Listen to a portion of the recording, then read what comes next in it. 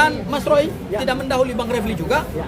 Saya ingin men-spill dikit aja bahwa kemarin kami juga sudah mendaftarkan permohonan pra peradilan yang ketiga, sudah keluar nomor registrasi perkaranya, sudah ditunjuk hakim tunggal pra peradilannya, sudah keluar juga jadwal persidangan pra peradilan ketiga. Terkait dengan apa, saya belum bisa menyatakan. Mungkin nanti secara resmi akan disampaikan oleh Bang Refli Harun pada saatnya nanti waktu yang tepat. Tapi intinya kami juga sudah memohonkan permohonan pra peradilan yang ketiga dan ini tidak nebis in idem. Ya, mungkin itu saja dari saya Mas Roy. Selanjutnya saya serahkan kepada Mas Bang Refli dulu. Kalau Bang Refli mau menambahkan silakan. Ya, kawan-kawan sekalian, tadi kita juga menyaksikan sidang tertiba di PN Jakarta Timur. Dan ada beberapa hal yang sebenarnya menarik untuk dibahas. Saya ingin spill dua saja mengenai bahwa ada pidana umum dan ada pidana delik aduan. Delik aduan. Dan katanya kalau pidana umum itu ya walaupun misalnya restoratif justice dan lain sebagainya, maka pidana umumnya tetap jalan. Jadi restoratif justice dalam konteks KUHP yang baru itu memang harus di atas di bawah 5 tahun. Maka sesungguhnya kalau misalnya cara berpikir jaksa tadi dipakai, ya, maka ada orang yang restoratif justice-nya harusnya tidak dicabut. Iya, dicabut lagi. Siapa dia nanti bisa dicek saja. Karena di antara pasal-pasal yang disangkakan itu ada pasal yang di atas 5 tahun. Jadi sependek pengetahuan saya, restoratif justice yang ditawarkan oleh hakim itu hanya berkenaan dengan pasal 433 dan 434. Itu pas ya, waktu itu 310 311. Tapi yang berkenaan dengan pasal 32 ayat 1 dan 35 itu sepertinya tidak, karena dia juga menggunakan KUHP baru. Dia ikuti pasal 39 ayat 5 dan lain sebagainya. Ini kan dalam konteks tadi SP3-nya dicabut, katanya tidak menghilangkan laporan polisinya dicabut, tidak diterbitkan SP3, tidak menghilangkan hak negara untuk menuntut. Itu klaim dari jaksa. Kalau klaim itu mereka gunakan dengan prinsip equality before the law, maka sesungguhnya mereka yang mendapatkan restoratif justice kemarin, kalau misalnya ada ancaman hukumnya lebih dari 5 tahun itu nggak bisa, tidak berlaku. Itu satu. Nah yang kedua yang saya juga catat adalah soal perbuatan berlanjut. Ini kan jadi dilematis. Misalnya Dr. Tifa dikatakan karena kontennya itu masih ada.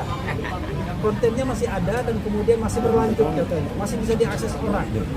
Pertanyaan saya adalah seandainya Mas Roy atau Dr. Tifa menutup konten itu misalnya kalau dia punya akses sendiri, apakah kemudian akan tidak dikatakan menghilangkan barang bukti? Jadi aneh kan jadinya.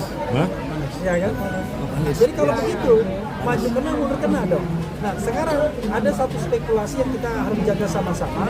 Jangan sampai kemudian nanti pasal 433 434 itu kemudian tidak dipertimbangkan karena Pak Jokowi tidak datang, ya kan? Karena dianggap delik aduannya kemudian tidak bisa ditindaklanjuti karena pengadu atau pelapor tidak datang, tapi pasal 32 ayat 1 dan pasal 35 jalan terus. Nah ini kalau ini terjadi maka akan terjadi kezaliman, kejahatan. Karena pangkal persoalannya bukan di pasal 32 dan 35-nya, tapi di soal ada orang yang merasa tercemar nama baiknya, ada orang yang merasa difitnah. Tiba-tiba dia menggunakan pasal tidak hanya fitnah dan pencemaran nama baik, tapi pasal-pasal lainnya termasuk 32 ayat 1 dan 35 yang memberikan ancaman hukuman 8 sampai 12 tahun penjara. Dan itu bukan temuan dari penyidik Polda Metro Jaya, tapi itu adalah laporan awal pada tanggal 30 April 2020. Ya, karena itu kita perhatikan sama-sama. Kita tuntut kalau misalnya ini masuk pokok perkara Dr. Tifa atau Mas Roy nantinya, kita tuntut Jokowi harus hadir. Jangan sampai kemudian dia tidak bertanggung jawab terhadap apa yang dia lakukan. Itu yang harus kita pahamkan. Oke, silakan Mas Roy. Baik ya. Assalamualaikum warahmatullahi wabarakatuh. Ya. Tentu teman-teman menunggu dan juga tadi sudah saya sempat menanyakan apa kira-kira isi kesimpulan kita ya. Tentu kesimpulan kita adalah kita susun secara cermat betul. Insya Allah apa yang terjadi atau apa yang sudah berhasil pada saat pra peradilan yang pertama, yaitu tentang kita berhasil yang membuat yang namanya penangkapan, penahanan dan penggeledahan itu menjadi tidak syak. Nah itu akan kita ulangi lagi insya Allah pada saat pra peradilan yang kedua ini, yaitu apa? Cantuman pasal 32 Undang-Undang ITE ayat 1 itu insya Allah juga tidak sah. Karena apa? Karena ada beberapa fakta di persidangan yang sudah terungkap. Yang pertama adalah ketika pada sidang pra yang pertama, itu jelas betul. Keterangan dari ahli waktu itu, maaf saya sebut namanya Pak Aristo Pangaribuan, itu malah menyatakan penangkapan, penggeledahan dan kemudian penahanan itu cacat formil. Hal yang mirip sebenarnya terjadi juga kemarin. Ya, ahli yang dihadirkan, kalau saya tidak salah namanya Profesor siapa Effendi, ya dari Universitas Riau, itu tidak tahu menahu soal undang-undang ITE dan tidak tahu mana bedanya dokumen elektronik, termasuk bahwa dokumen elektronik itu harus bisa diakses, tidak hanya sekedar dicetak. Dia sama sekali tidak tahu, bahkan dibacakan beberapa putusan MK oleh kuasa hukum kami, salah satu Mas Kabut Tangani. Dia berkata belum membaca. Seorang ahli kok belum membaca apa-apa, ini repot. Bahkan dia mengatakan keterangan dia bisa jalan terus tanpa ada saksi. Ini fatal banget. Harus ada saksi fakta yang kemudian melihat saya melakukan tindakan yang melanggar Undang-Undang Nomor 32 ya, Undang-Undang Nomor 11 tahun 2008 khususnya di pasal 32 itu yang saya merusak. Dan ini sudah dibuktikan sehari sebelumnya ya, ketika pembuktian dari kami, ketika hakim setelah cerdas, secara smart betul ya, Pak I Ketut dan Pak Wan kemudian malah mengakses sendiri ya dokumen milik Dian Sandi Utama pada akun X Dian Sandi Utama yang diposting pada tanggal 1 April 2025 dan diakses dari komputer milik Pengadilan Negeri Jakarta Selatan dan ternyata masih bisa diakses tanpa ada kerusakan sedikit pun. Artinya ini sudah 180 derajat membantah ya pasal 32. Karena pasal 32 itu adalah kalau saya mengakses data itu, kemudian saya membuat kerusakan di data itu, apalagi kalau saya mencuri, kemudian mengubahnya kembali. Fakta yang lain, saya tidak punya akun untuk melakukan itu. Apa yang kita lakukan adalah melakukan analisis, dan analisis itu dilakukan bukan di podcast saya, bukan di akun saya, tapi justru di media massa. Ya, milik televisi, yaitu harusnya juga diperiksanya terkena dengan harus melewati undang-undang pokok pers dulu atau misalnya undang-undang penyiaran terbuka. Nah, yang terakhir yang ingin saya sampaikan, satu fakta menarik, saya juga sudah bersama dengan Mas Gafur, kita juga meneliti, alhamdulillah kami sudah membaca berkas-berkas yang kami terima secara resmi, berkas dakwaannya, dan di situ sudah ada keterangan dari Dian Sandi juga, ya, yang sempat diambilkan. Dan ternyata, nah ini yang menarik, justru terungkap bahwa Dian Sandi bukan satu-satunya yang mengupload itu. Dian Sandi bukan satu-satunya yang mengupload ijazahnya Jokowi. Ya, kalau itu tidak diakui oleh Jokowi, berarti sebenarnya itu adalah ijazah yang sudah diumbar ke publik. Ada 4 sebenarnya, tapi yang lain men-take down. Tinggal punyanya Dian Sandi. Dan Jokowi tidak pernah melakukan show atau tidak pernah menggugat Dian Sandi. Meskipun kabarnya Dian Sandi sowan ke Jokowi memohon maaf. Mohon maaf dalam Undang-Undang ITE itu tetap tidak mengurangi pasalnya. Mau dia mohon maaf, mau dia kemudian mengklarifikasi, tetap namanya mencuri. Ibaratnya mencuri. Saya mencuri data dari Bang Gafur. Saya minta maaf, tapi kan datanya sudah sempat di saya.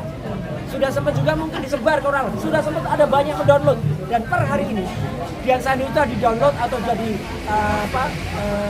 unduh sebanyak hampir 9 juta. Jadi artinya, kenapa ada memilih satu orang di antara 9 juta itu? Yang kemudian saya pun bisa dibuktikan, tidak ada akses saya langsung terhadap datanya Dian Sandi. Karena saya nggak punya akun. Saya nggak punya akun X. Saya hanya menyatakan itu dari media massa. Orang yang membaca melalui media massa, dan apalagi itu adalah data publik sesuai dengan apa yang sudah disampaikan penelitian oleh Pak Bonatua dan kawan-kawan, termasuk juga Bang Jowi. Jadi artinya dengan adanya fakta-fakta ini, termasuk fakta-fakta persidangan ahli dan tidak ada saksi di pra-peradilan yang kedua, kami mohonkan kepada Hakim Tunggal itu untuk menggunakan benar-benar pikiran dan kebijakannya, karena hakim itu kalau sudah menyampaikan putusan itu adalah putusan yang harus diikuti oleh semua pihak, dan moga-moga itu akan menjadi keputusan yang terbaik pada hari Senin tanggal 20 Juli tahun 2026 jam 1 siang. Dan sedikit saya tambahkan, kami juga sudah kemarin kami sudah masukkan pada hari Kamis permohonan pra-peradilan yang ketiga, dan pra-peradilan yang ketiga ini insya Allah kalau itu insya Allah akan juga kita memperoleh hasil yang sama seperti pra-peradilan yang pertama. Kenapa?